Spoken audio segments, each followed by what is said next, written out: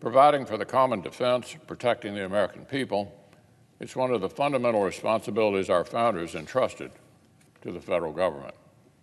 It's a core obligation of the Commander-in-Chief.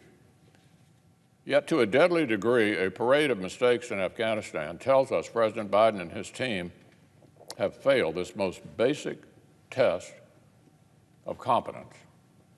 For 20 years, the United States has successfully kept terrorists from staging another major attack on our homeland. Over the years, we've reduced our own military presence in Afghanistan, secured greater assistance from foreign partners, and supported local Afghan forces who did the vast majority of the fighting. This strategy kept al-Qaeda on the run, it kept the Taliban from taking control, and it kept Afghanistan from becoming a safe haven for terror. In only a matter of months, President Biden and his team have squandered all of that, squandered it. The collapse we've witnessed wasn't inevitable. It didn't happen on its own. It happened because President Biden pulled the plug on our Afghan partners and pulled the rug out from under our allies who were with us in this shared fight. Everyone seems to realize this is a historic disaster for the United States, except maybe the President and his loyal retainers. Secretary Blinken points to the frantic evacuation of 100,000 desperate people as a huge success. Seriously? They initially didn't envision having to evacuate anyone. The number of people evacuated is not a metric of success for this administration. It's a measure of their failure. Back in April, my colleague, the Democratic leader, he praised on what he called President Biden's, quote, careful and thought-out plan with a real timetable and a firm end date, end quote. Does he stand by this lavish praise for a careful and thought-out plan?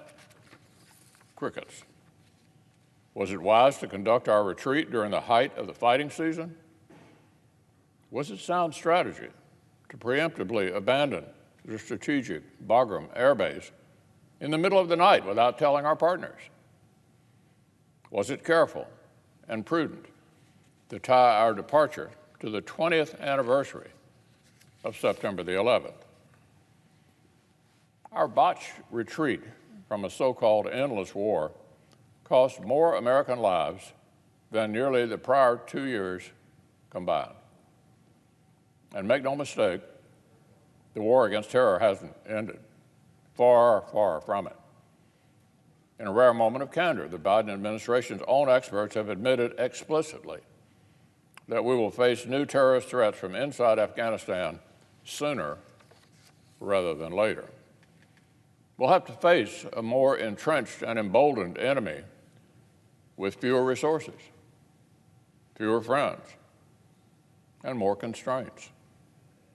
So, Mr. President, virtually every reason and advantage that President Biden said this policy would bring about has already proven absolutely false. The administration said leaving Afghanistan would let us focus more resources on China.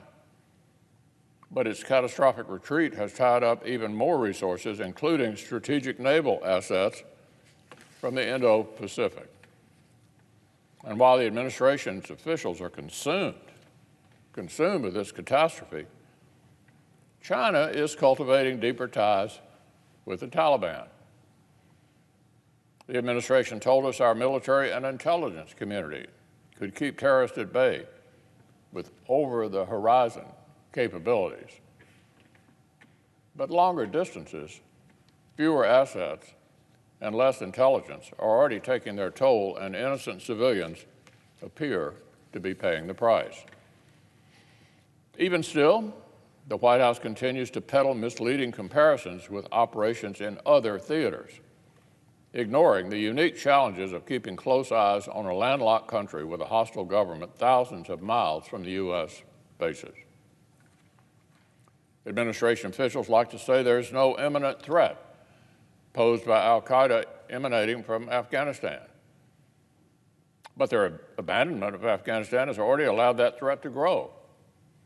and we'll have fewer resources with which to confront the gathering threat. According to press reporting just this very morning, the deputy director of the CIA has acknowledged they're seeing al-Qaeda terrorists flowing back into Afghanistan, and our intelligence capabilities are already diminished.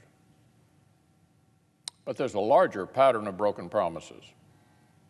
The president said everyone who wanted to get out would be able to do so, that we would leave no one behind. Instead, we left Americans and vulnerable Afghans behind. Secretary Blinken said the Taliban committed to allow Americans and vulnerable Afghans safe passage to the airport. Instead, we know Americans and Afghans were prevented from getting to the airport. Many still cannot leave. The administration said we'd have tremendous leverage over the Taliban, that they would need international recognition and funding. Yet the Taliban doesn't seem to be terribly concerned with global PR. The administration said they would hold the Taliban accountable. They haven't. The administration seems to believe the Taliban would establish an inclusive and representational government. Look, we're talking about a government of medieval theocrats. Medieval theocrats. The same killers, kidnappers, and hostage takers who aided and abetted the terrorist architects of 9/11. Well, their government is, however, inclusive in one way.